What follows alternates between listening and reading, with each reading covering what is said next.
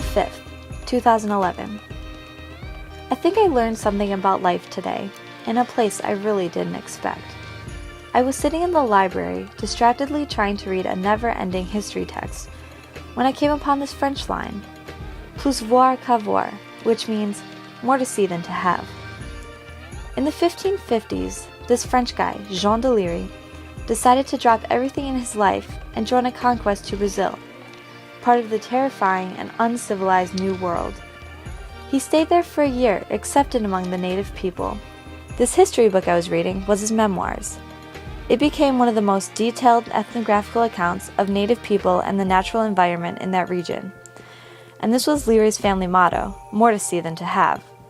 See, unlike most explorers, Jean did not go to Brazil for economic gain, but for the life-changing experiences he would have.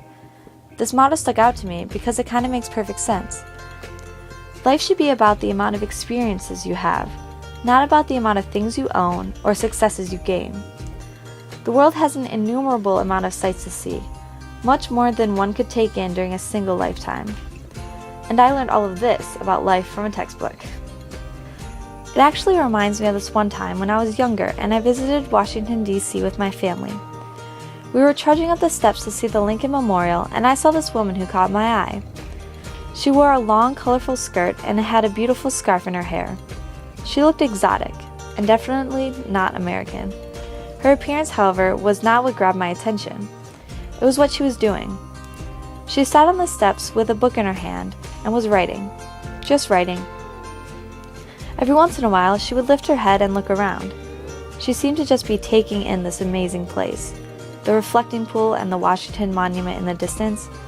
To me, she seemed like a traveler. I could picture her sitting on the steps of a million other monuments doing the same thing. My mind ran wild imagining the places she had been and the things she had seen. All these stories and experiences recorded in that journal. I thought to myself, I want to be like her. I want to travel the world, and then, when I see amazing things, I want to sit and observe and write. This woman passes through my mind a lot. I could have been completely wrong about her. She might have just been an American student doing homework for all I know. But in any case, I still wonder about her. Where could she be now?